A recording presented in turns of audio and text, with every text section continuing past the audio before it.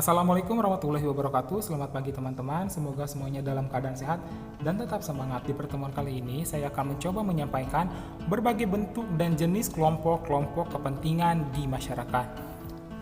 Berdasarkan besar kecil anggota kelompok, George menganalisis bentuk kelompok sosial mulai dari yang terkecil yang terdiri atas satu orang sebagai fokus hubungan sosial yang disebut monad.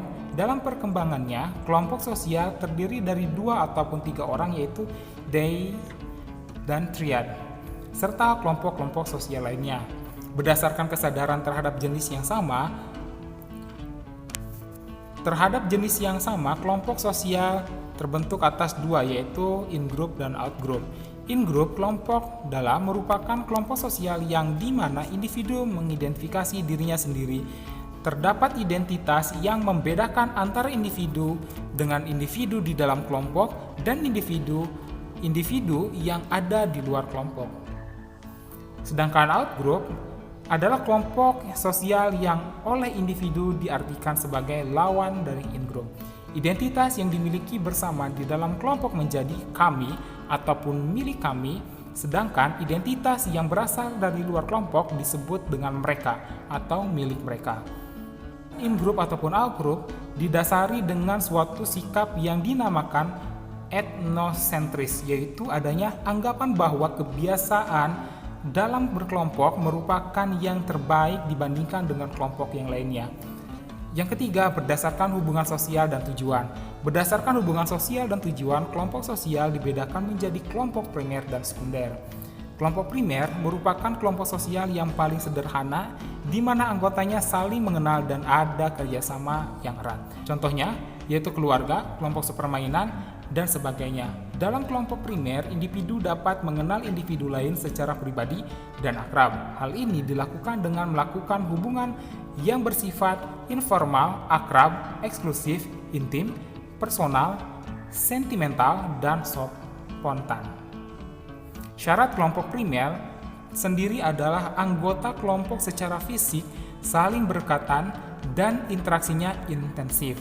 Kelompok tersebut merupakan kelompok kecil sehingga setiap individu relatif mudah untuk berinteraksi secara langsung dan terdapat suatu hubungan yang langgeng antara anggota yang bersangkutan.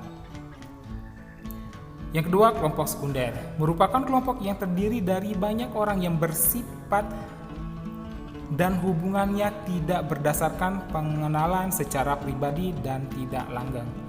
Contohnya yaitu kelompok jual beli ini merupakan kelompok sosial yang besar dan terdiri dari banyak individu yang kurang akrab dan tidak saling mengenal secara pribadi. Hubungan ini rentan terhadap adanya konflik. Yang keempat, berdasarkan ikatan. Berdasarkan ikatannya, kelompok sosial terbagi atas paguyuban dan patembayan. Berikut penjelasannya. Pertama, paguyuban merupakan bentuk kehidupan bersama di mana anggotanya diikat oleh hubungan batin yang murni, bersifat alamiah dan kekal. Dasar hubungan tersebut adalah rasa cinta dan persatuan batin yang telah dikodratkan. Hubungan seperti ini dapat dijumpai dalam kelompok keluarga, kekerabatan, rukun tetangga, dan lain sebagainya. Ferdinand Tönnies mengatakan bahwa suatu paguyuban memiliki beberapa ciri pokok, yaitu pertama, intim, hubungan menyeluruh yang mesra. Privat, hubungan yang bersifat pribadi khusus untuk beberapa individu saja. Dan eksklusif, hubungan ini hanya untuk kita saja, tidak untuk individu lain di luar kita. Yang kedua, patembayan merupakan ikatan lahir yang bersifat pokok yang biasanya untuk jangka waktu pendek. Patembayan bersifat sebagai suatu bentuk dalam pikiran belaka. Contohnya yaitu ikatan antara pedagang, organisasi, buruh pabrik, dan lain sebagainya. Yang kelima, formal group dan informal group.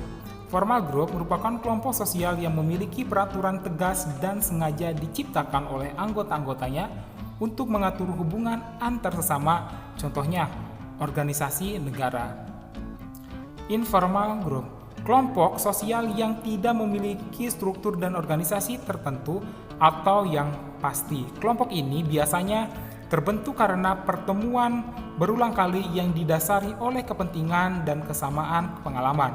Contohnya yaitu klik atau kelompok teman dekat.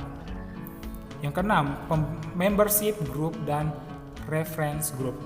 Membership group merupakan suatu kelompok sosial di mana setiap individu secara fisik menjadi anggota kelompok tersebut, sedangkan referensi grup merupakan kelompok sosial yang menjadi acuan bagi seseorang bukan anggota kelompok tersebut untuk membentuk pribadi dan perilaku.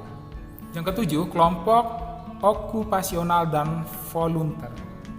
Kelompok okupasional merupakan kelompok yang muncul karena semakin memudarnya fungsi kekerabatan, di mana kelompok sosial ini muncul karena anggotanya memiliki pekerjaan yang sejenis. Contohnya, kelompok profesi seperti Ikatan Dokter Indonesia.